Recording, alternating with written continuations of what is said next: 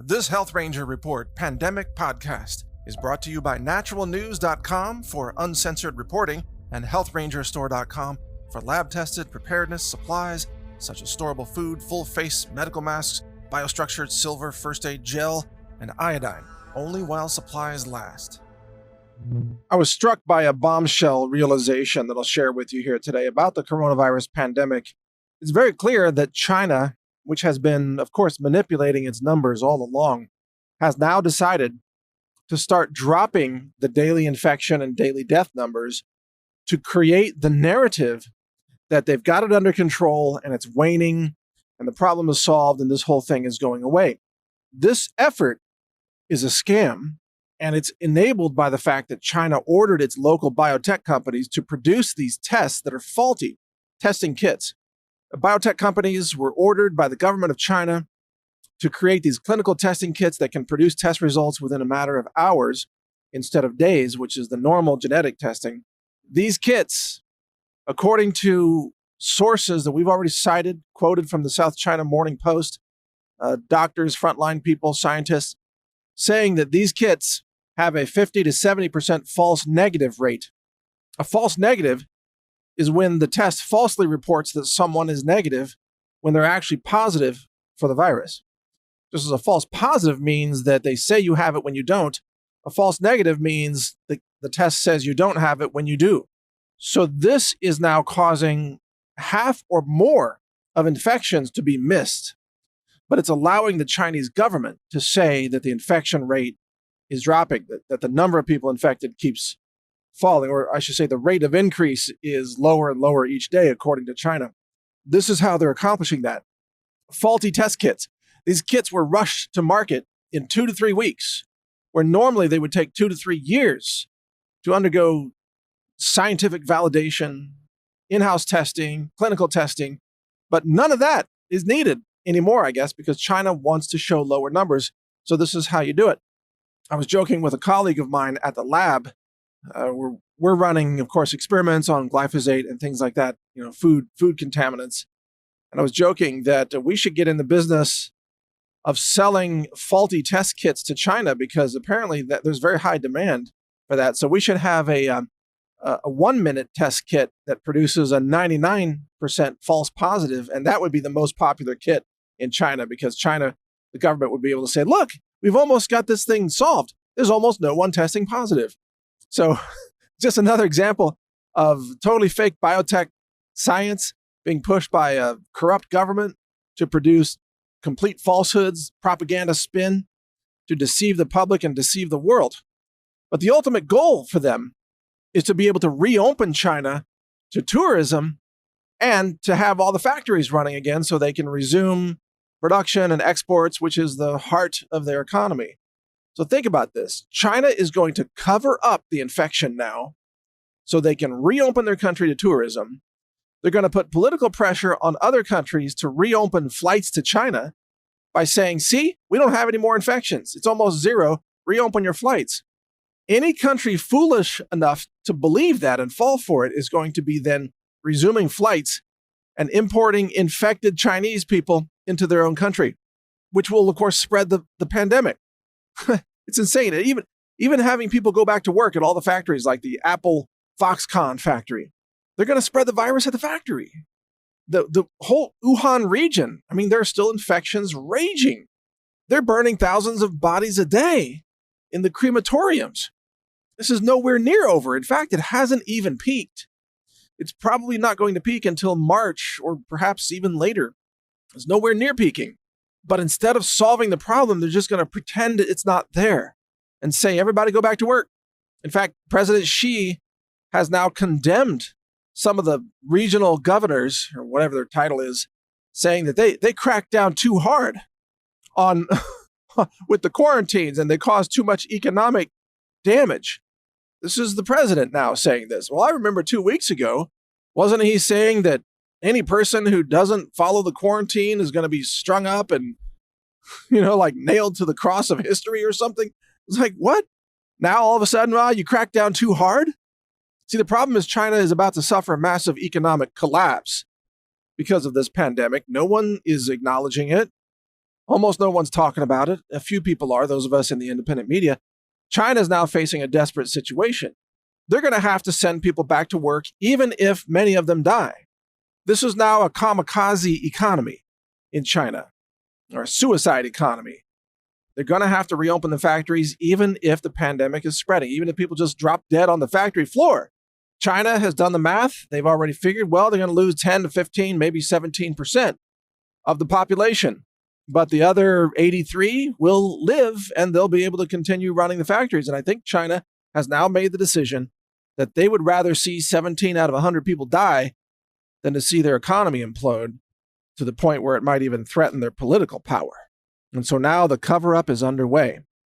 And the WHO will be right there alongside China, complicit in the cover-up, because the WHO is a totally fraudulent science, corrupt, political organization, and they bow down and lick the boots of the communist Chinese. Okay, that's the WHO. It's just like every university in California, and half the members of the U.S. Senate on the Democrat side, they're all pawns for China, and they'll do whatever they're ordered to do by the communists. The problem with this whole picture is that none of these things stop the virus. So the virus continues to spread and replicate, and as Charles Hugh Smith pointed out the other day, controlling the narrative is not the same as controlling the virus. You can pretend it's not spreading, doesn't make it stop spreading. I know this seems to be an obvious point, but we now live in a world of total delusion. As I pointed out many times, some people think that a man can become a woman by declaring himself to be a woman, like Bruce Jenner. You know, Bruce is still a dude.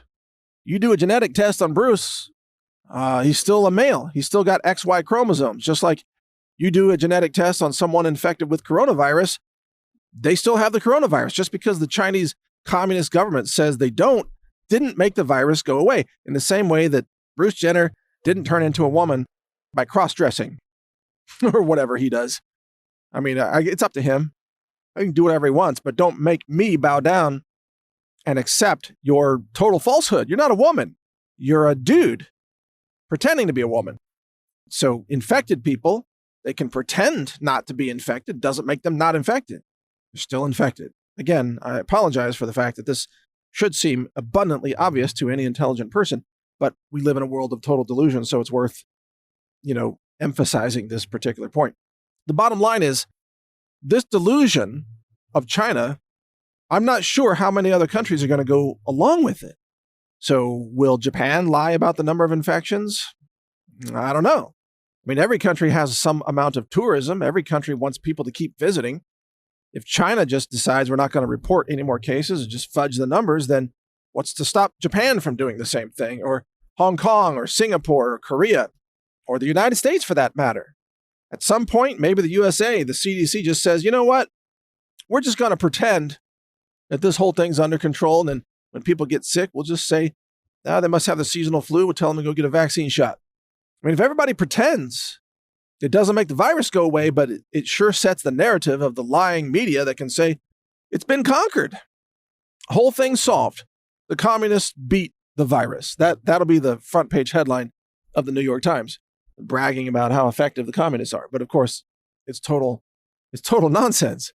And as the bodies stack up and the people are dying and the cremation vans are running 24/7 and the workforce starts disappearing, maybe even in the United States, you're going to be told that what you're seeing isn't happening. It's going to be the big lie.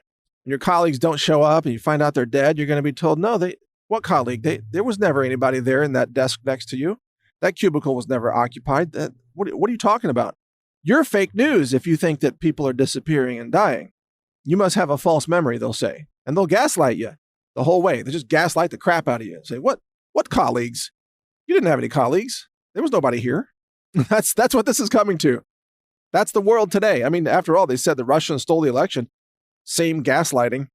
They tell you vaccines work. It's all BS. Most of the time they don't work.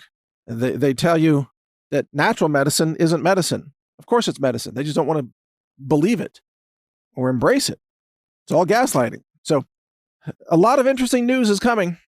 Stay informed. Keep reading NaturalNews.com. I'm Mike Adams, the Health Ranger. Thank you for listening. You can hear more of my podcasts at Brighteon.com. Share this everywhere. People need to know the truth.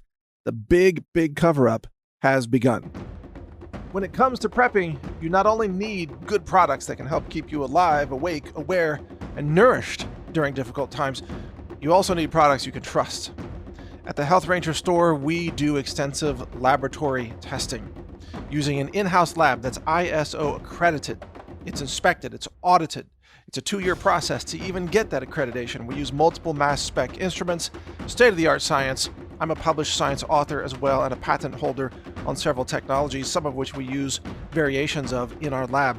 The purpose of this lab is to help you make sure you get clean foods, superfoods, storable foods for emergency preparedness and survival use. We have a certified organic lab-tested, what's called Ranger Bucket collection of storable foods with some survival gear in the buckets to help you even boil water and cook those foods and so on. It's a fantastic product. We can barely keep it in stock even during normal times. In a crisis, we'll be wiped out of this product because it actually takes us a lot of time to make those products. But if they're in stock, you can get them now at healthrangerstore.com/prepwithmike. In fact, go to that URL, healthrangerstore.com/prepwithmike, and you'll see some of our survival and preparedness supplies, including iodine, colloidal silver products and gel first aid products, storable foods, superfoods, medicinal herbs for first aid, and much more. We have a lot of products for you to help you be self-reliant, to be safe, to survive difficult circumstances, natural disasters, and all kinds of things.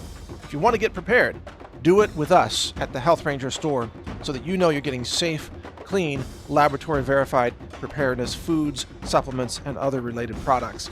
Again, the URL is healthrangerstore.com/prepwithmike. All one word, no spaces.